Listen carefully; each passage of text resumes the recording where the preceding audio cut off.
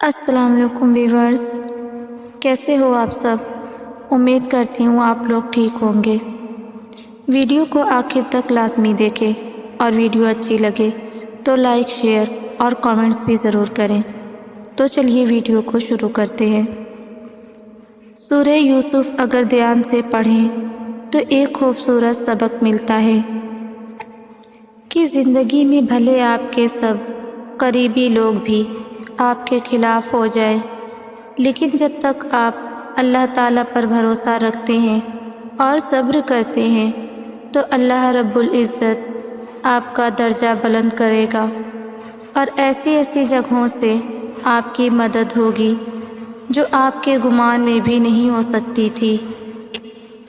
اور وہ اللہ اس بات پر بھی قدرت رکھتا ہے کہ اندھیروں اور تاریک لمحات میں بھی آپ کے لیے دروازے کھول دے گا۔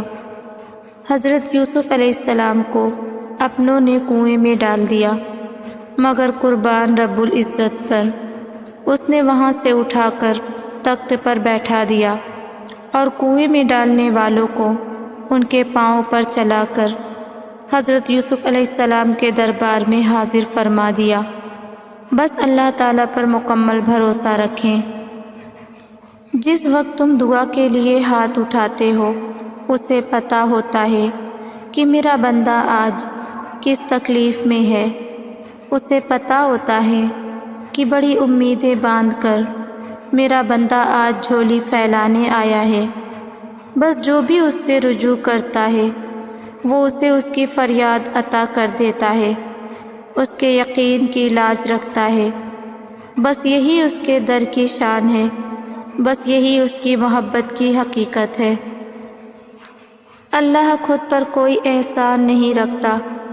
اگر آپ نے اس کے لیے کوئی چیز چھوڑی ہے تو وہ آپ کو اس سے بہتر شے سے نواز دے گا۔ انسان کی خواہشات سے اللہ کو دلچسپی نہیں ہے، وہ اس کی تقدیر اپنی مرضی سے بناتا ہے۔ اسے کیا ملنا ہے اور کیا نہیں ملنا، اس کا فیصلہ وہ خود کرتا ہے۔ جو چیز آپ کو ملنا ہے، آپ اس کی خواہش کریں یا نہ کریں، وہ آپ ہی کی ہے، وہ کسی دوسرے کے پاس نہیں جائے گی۔ مگر جو چیز آپ کو نہیں ملنا ہے وہ کسی کے پاس بھی چلی جائے گی مگر آپ کے پاس نہیں آئے گی۔ انسان کا مسئلہ یہ ہے کہ وہ جانے والی چیز کے ملال میں مبتلا رہتا ہے اور آنے والی چیز کی خوشی اسے مسرور نہیں کرتی۔ پھر خود سے اور اللہ سے وعدہ کرو کہ جس چیز کے لیے آج تم روئے ہو اس کے لیے اب کبھی نہیں روؤ گے۔ جس چیز کی وجہ سے تم رات بھر سوئے نہیں اس کا سوچ کر اب کبھی نہیں جاگو گے۔ جس چیز کی وجہ سے تم لمحہ با لمحہ تڑپتے ہو اس کی طرف واپس نہیں جاؤ گے۔ اور اس بات کو یاد رکھو کہ ہر چیز میں اللہ کی رضا ہے، عطا میں بھی اور قضا میں بھی۔ تکلیفوں سے گزرے بغیر کیسے پتہ چلے گا کہ اللہ مشکل کشا ہے؟ بن مانگے ہی سب مل جائے گا تو تمہیں اس بات پر کیسے یقین ہو پائے گا کہ تمہارا رب دعاؤں کا بہت سننے والا ہے؟ اگر سب تمہارے ساتھ مخلص رہیں گے تو تم کیسے سمجھ پاؤ گے کہ اللہ کے سوا کوئی اپنا نہیں ہوتا؟ ناممکن کی طلب اگر تمہیں نہیں دی جائے گی اور تم ناممکن سمجھ کر مانگنا ہی چھوڑ دو گے تو تمہیں کیسے پتہ چلے گا کہ اللہ معجزے کرنے پر قادر ہے؟ سنو، تم انسان ہو، اس قابل نہیں ہو کہ اس کی مصلحتوں کو سمجھ سکو۔ تم ہر حال میں اس پر یقین رکھا کرو۔ تمہارا رب وہی ہے جس نے سمندر کے بیچ سے موسیٰ علیہ السلام کے لیے راستہ نکالا تھا، ابراہیم علیہ السلام کو آگ اور یونس علیہ السلام کو مچھلی کے پیٹ میں محفوظ رکھا تھا۔ ہاں تم ابراہیم علیہ السلام اور موسیٰ علیہ السلام اور یونس علیہ السلام نہیں ہو، مگر تمہارا رب وہی ہے جو ان کا تھا ہزاروں خیر خواہ ہوں، ہزاروں دوست ہوں، ان گنت لوگوں سے بھری محفل ہو یا پھر لاکھوں لوگوں کا قافلہ ہو، زندگی کے کچھ مرحلے انسان کو تنہا ہی اللہ کے ساتھ طے کرنے پڑتے ہیں، اور جب ہم ان مراحل سے گزر رہے ہوتے ہیں تو قدموں کی آہٹ اتنی خاموش ہوتی ہے کہ ساتھ بیٹھے ہوئے شخص کو بھی اس کا علم نہیں ہوتا۔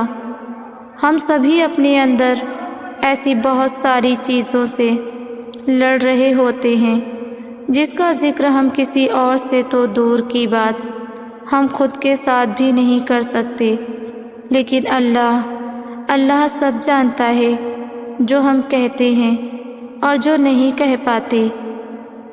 جانتے ہو سب سے خوبصورت لمحہ کون سا ہے؟